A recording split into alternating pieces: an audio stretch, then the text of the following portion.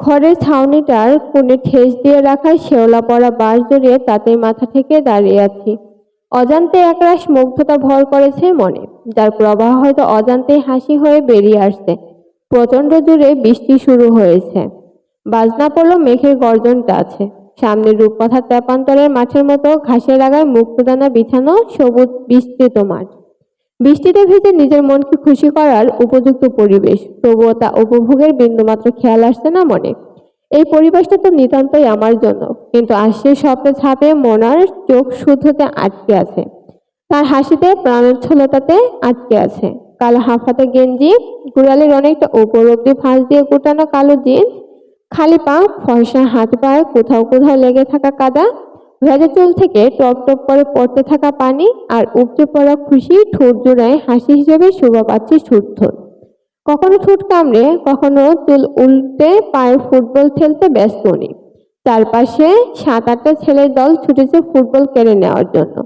বাসার বাইরে বেরোতে দেখলাম বৃষ্টিটা কমেছে।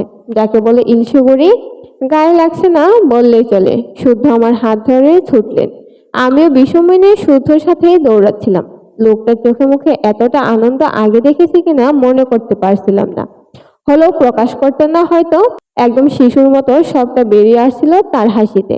বাসার সামনে রাস্তাটা পেরিয়ে একটা সরু গলিতে ঢুকে পড়লেন উনি। সামনে তাকিয়ে বললেন, এদিকে একটু সাবধানে দেখে দৌড়া। আমি তো তার হাসিতেই মন্ত্রমুগ্ধ হয়েছিলাম। সাবধানতা তো সেখানেই করা উচিত ছিল, যা হয়নি।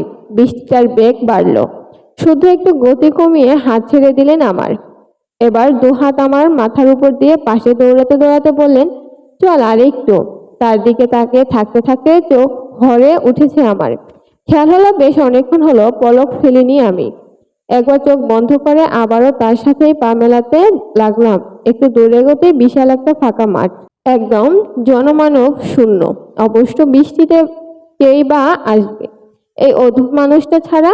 সবুজ ঘাসে ঢাকা মাঠটা দেখে মনে হচ্ছে কোনো সবুজ চাদর পাতা আছে ওখানে। একপাশে খড়ের ছোটখাটো একটা ছাউনি, আমাকে নিয়ে সেখানে দাঁড়ালেন শুদ্ধ।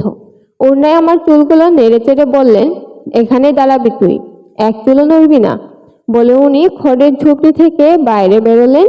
ওটার চারপাশে বেড়া নেই, শুধু ওপরটাতেই যা। আমি পা বাড়িয়ে কিছু বলতে যাব, তার আগেই শুদ্ধ আঙুল উঁচিয়ে বললেন, বললাম না বেরোবি না। কিন্তু খবরদার সিয়া, যদি বেরিয়েছিস তুই, আমার থেকে খারাপ কেউ হবে না। কাচুমাচু হয়ে দাঁড়ালাম। শুদ্ধ এক দৌড়ে ভিজতে ভিজতে মাঠের ওপাশটায় চলে গেলেন। একজনের নাম ধরে ডাক লাগালেন মনে হলো। এবার মাথার চুলগুলো উল্টে মুখে আঙুল দিয়ে জোরে স্বরে শীষ বাজালেন উনি। তবধা মেরে দাঁড়িয়ে তার কাণ্ড কারখানা দেখছি শুধু। এই লোকটার পাগলামির সীমা দিন দিন এতটাই পার হচ্ছে যে আমার সন্দেহ হয় আমার মাথা ঠিক মতো কাজ করছে তো, ওভারলোডেড হয়ে যাচ্ছে সবটা। তবুও তার মুখের এই হাসিটার জন্য চুপচাপ সবটা দেখতে লাগলাম। কিছুটা সময় পর 2-4টে ছেলে দেখলাম মাঠের কোনায় এসে দাঁড়ালো। বয়স 12-13 হবে। শুদ্ধকে দেখে খানিকটা অবাক হয়ে দৌড়ে গিয়ে ইয়ে বলে এসে সবগুলো দৌড়ে ধরলে শুদ্ধকে। শুদ্ধ ওদেরকে জাপটে ধরলেন। একটা ছেলে পিছন দিক দৌড়ে গিয়ে আবারও কয়েকজনকে ডেকে আনলো। সবাই মিলে এমন করছে যেন হারানো রাজার ফিরে পাওয়া প্রজা ওরা। শুধু ওদের নিয়ে আমার কাছে এসে মুচকি হেসে বললেন, এ হলো সেই রুদ্রময়ী। রুদ্রময়ী এমন কোনো শব্দ হয়? ভ্রু কুঁচকে তাকালাম তার দিকে। একটা ছেলে বলল, ও মা, এই তবে রুদু ভাবি, তোমার শ্যামা পাখি। এই মায়াবী চেহারার ভাবিটা তোমাকে পুরাই শুদ্ধ ভাইয়া। একে দেখে তো শীতল ঝর্ণা মনে হয়। ও রুদু ভাবি, শুদ্ধ ভাইয়াকে একদম পুরাবে না তো?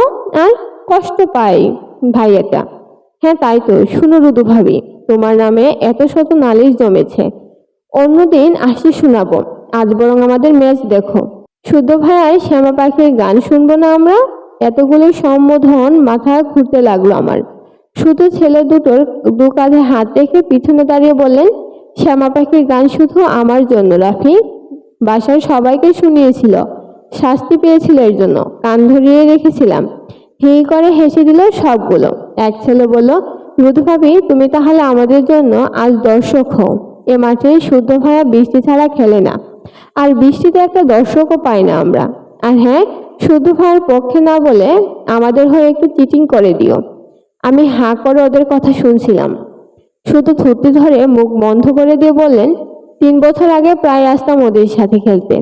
এভাবেই বৃষ্টিতে ডাক লাগালে, শীষ বাজালে বেরিয়ে আসতো সবগুলো। তোর কথা বলেছি ওদের, তাই এভাবে বলেছে। এখন এভাবে হাঁ হয়ে না থেকে বি দা রেফারি, পারলে ওদের হয়ে চিটিং করে দেখা। এটুকু বলেই আমাকে চোখ মেরে ছেলেগুলোর সাথে মাঠের মধ্যে চলে গেলেন উনি। ফুটবল খেলতে খেলতে শুদ্ধ হাসছেন, প্রাণ খুলে হাসছেন, আর চোখ ভরে দেখছি তাকে আমি। কতটা সময় কেটে গেছে জানি না, উনি বৃষ্টিতে ভিজছেন সেটা খেয়ালই হয়নি আমার। শুধু দেখেছিলাম তাকে। বেশ কিছুটা সময় পর ছেলেগুলোকে একসাথে ডেকে কিছু বললেন শুদ্ধ। ওরা ঘাড় নেড়ে হ্যাঁ সূচকি বুঝিয়ে এক নাগাড়ে তাকে আলিঙ্গন করে বল গুঁড়োতে গুঁড়োতে বাড়ির পথ ধরল। শুদ্ধ আমার দিকে তাকালেন এতক্ষণে। স্বাভাবিক বেগে দৌড়ে এসে বললেন, তুই বোর হচ্ছিস, আসলে অনেকক্ষণ ভিজেছে ওরা, অসুখ করবে, তাই বাসায় চলে যেতে বললাম। ধ্যান থেকে বেরিয়ে নিজেকে সামলে বললাম, আমিও ভিজবো বৃষ্টিতে? না, অসুখ করবে। তুই এক কাজ কর, আর একটু দাঁড়া, আমি এই বৃষ্টিকে কয়েকটা কথা শুনিয়ে আসি। কিন্তু শুধু দৌড়ে গিয়ে মাঠের আরেকটু মাঝ বরাবর দাঁড়ালেন। মাথার উপর তুলে চোখ বন্ধ করে 2 হাত ছাড়িয়ে দাঁড়ালেন। আমি একটু অবাক হয়ে দেখছি এবার তাকে। কি করবেন উনি? কি বলবেন বৃষ্টিকে? এই বর্ষণ, শুনতে পাচ্ছিস? আজ তো ধারার এতটুকু প্রয়োজন নেই আমার। শুধু লাগবে না তোকে। ও তো সিয়া নামের রুদ্রে তপ্ততায় ভালোবাসে, আর সে সিয়ার কাছে আছে, ও পাশে আছে ওর। যেটুকু দেখলি আমাকে, সবটা ওর পাশে থাকার ফল। তুই তো শুধু উপলক্ষ মাত্র। এই বিস্তৃত মাঠের প্রতিটা ঘাসের ডগায় লেগে থাকা পানি কণা সাক্ষী। শুধু সিয়াতে পড়তে ভালোবাসে, তোর বর্ষণে নাই। তুই আমার জীবনে কি এনে দিয়েছিস, আজ অবধি শুধু একাকিত্বকে মনে করিয়ে দিয়েছিস। আজ আমি তোকে দেখাচ্ছি, ওই দেখ, ওই তো আমার সিয়া, আমার সিয়া, ও আমার কাছে। দেখেছিস তুই, দেখেছিস? আজ আর তুই আমাকে কষ্ট দিতে পারবি না, আমার যন্ত্রণাকে মনে করিয়ে দিতে পারবি না। আর শুধুই ভাসবো আমি খুশির ধারাতে, সিয়াকে পাশে পাওয়ার খুশির ধারাতে। জানি না কি হলো আমার, এক ছুটে গিয়ে পিছন থেকে জড়িয়ে ধরলাম তাকে। কিছুটা থমকে গেছেন উনি, এটা আমি জানি। তার বুকের গেঞ্জি খামচে ধরে পিঠে গাল ঠেকিয়ে চোখ বুজে আছি। শুধু আমার হাতের উপর হাত রাখেন, ছাড়িয়ে নিয়ে হয়তো পিছন ফিরবেন উনি। ওনাকে সুযোগ না দিয়ে আরো ভালো মতো গেঞ্জি খামচে ধরলাম তার। গড়গড় করে বলতে লাগলাম, একটু সময় দিন শুদ্ধ, প্লিজ ঘুরবেন না আপনি। এভাবে থাকতে দিন কিছুটা সময় আমাকে প্লিজ। শুধু থেমে গেলেন। জোরে জোরে শ্বাস নিয়ে বেশ কিছুক্ষণ চুপ থেকে ওভাবে জড়িয়েছিলাম তাকে। উনি শান্ত গলায় বললেন, এভাবে ভিজলে জ্বর হবে তোর সিয়া?